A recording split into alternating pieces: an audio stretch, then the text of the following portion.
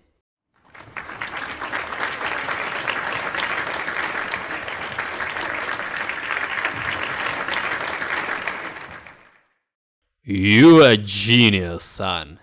It will be a thunderbolt. On the 8th of March 1965, 2 battalions of the Marine Corps were sent to guard the strategically important Da Nang airfield in South Vietnam. From that moment on, the United States became a participant in the Vietnam Civil War, giving it a new character. By the end of 1965, there were about 185,000 American troops in South Vietnam, consisting of 2 full divisions and several brigades.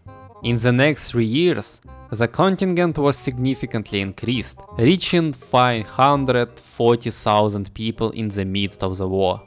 The first major battle involving US ground force took place in August 1965, in the tactical zone of the 1st Corps.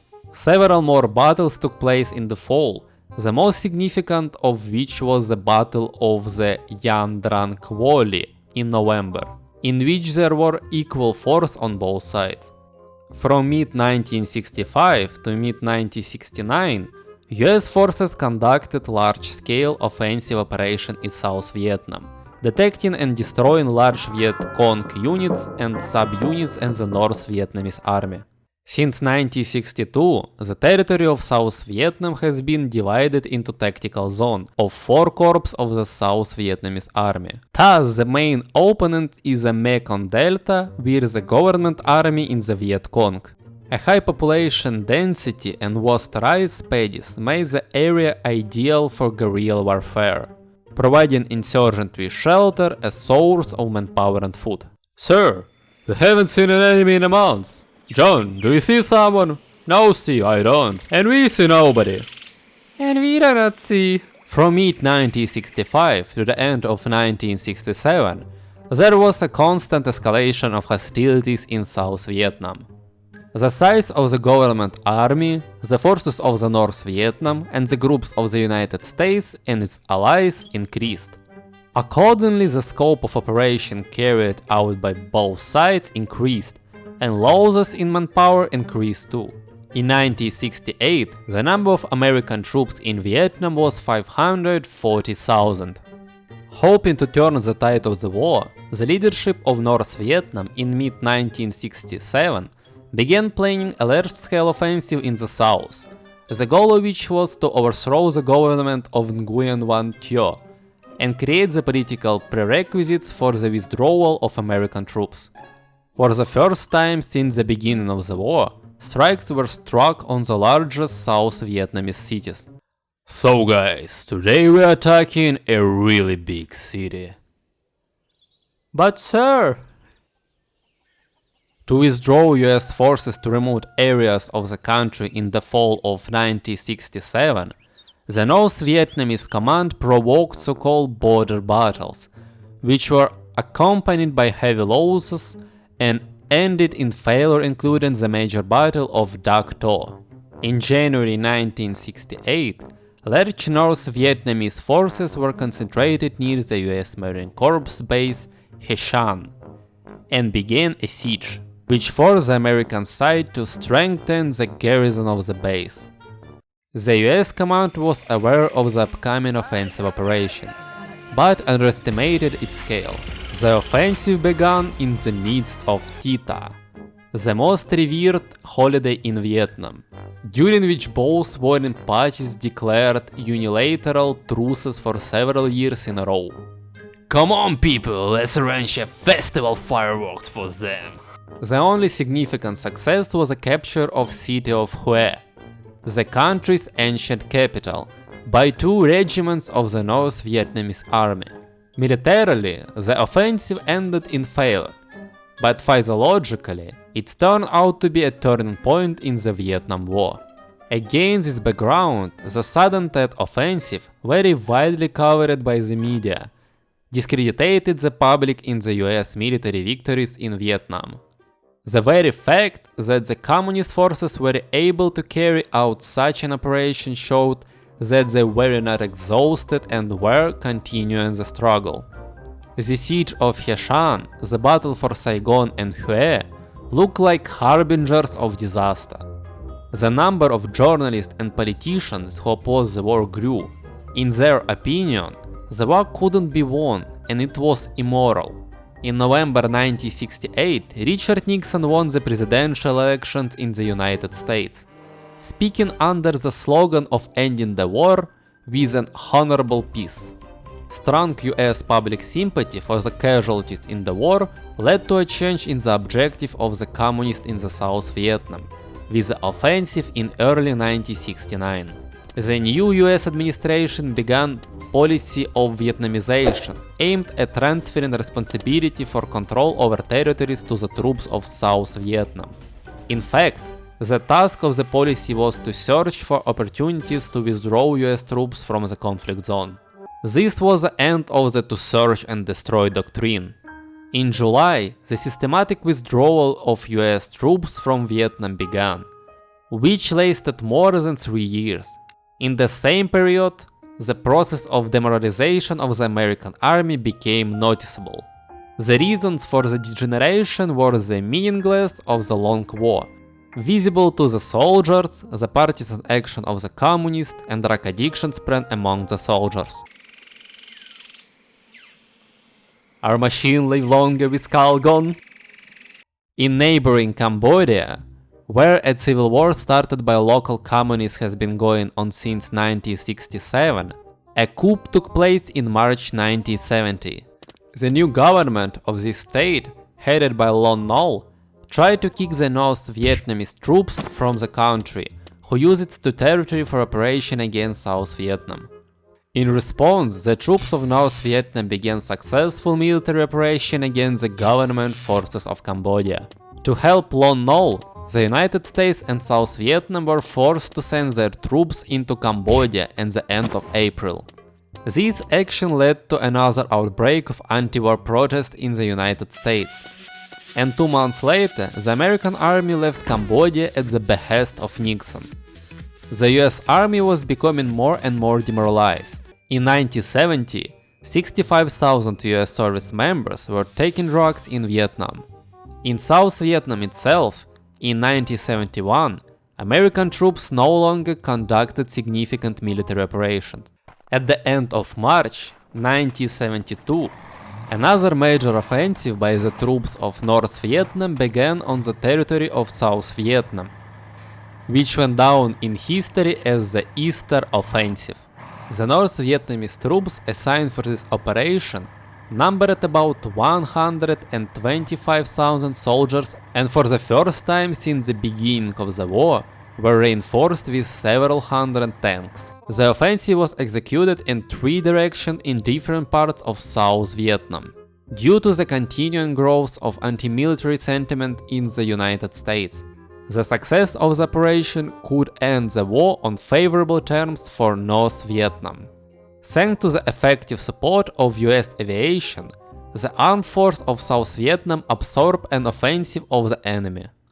Nevertheless, part of the territory of South Vietnam was captured by North Vietnam. Both sides were significantly exhausted during the protracted fightings.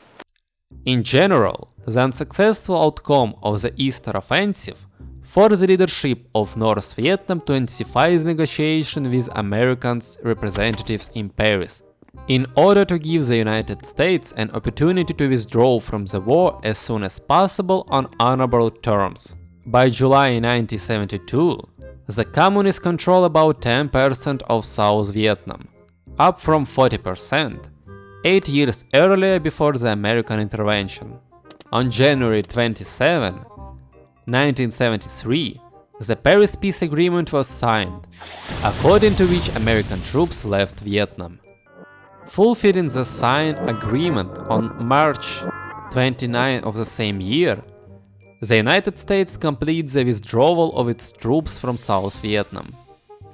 The ceasefire agreement weren't implemented in the territory of South Vietnam. Both the Communist and the South Vietnamese government troops during the fightings divided the controlled territory. As a result of 2 months campaign, North Vietnamese troops occupied most of South Vietnam and approached Saigon. On April 30, 1975, the Communists planned a standoff over the Palace of Independence in Saigon. Finally, the war ended with a complete victory of the North Vietnamese troops. It is believed that the symbol of the US defeat in Vietnam was a television report in which helicopters landing on ships with refugees after unloading are pushed into the water to clear a space for other helicopters. The flight of the South Vietnamese continued after the fall of Saigon. They hit the road on boats or small ships. Throughout the Western world, they became known as the boat people. The cost of the captured weapons was more than $5 billion. The Vietnam War was fought very bitterly, which is typical for many civil wars. During the hostilities, people from both sides committed numerous acts that could be classified as war crimes. US human losses amounted to 58,000 people and more than 300,000 were injured. By some estimates, the number of veterans who have committed suicide exceeds 100,000 people. But some researchers say this figure is exaggerated. According to the official data of the Vietnamese government, published in 1995, during the entire war, 1.1 million soldiers of the North Vietnamese army and Viet Cong guerrillas, as well as 2 million civilians in both parts of the country died. The outcome of the war was decline of US influence in Southeast Asia.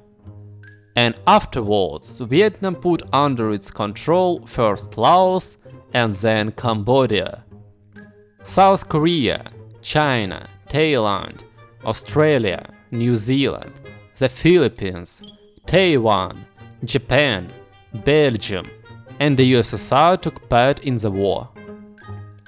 This conflict became a huge platform for testing various types of weapons, strongly influenced the further development of the entire industrial business, as well as ideas about the tactics and strategy of warfare.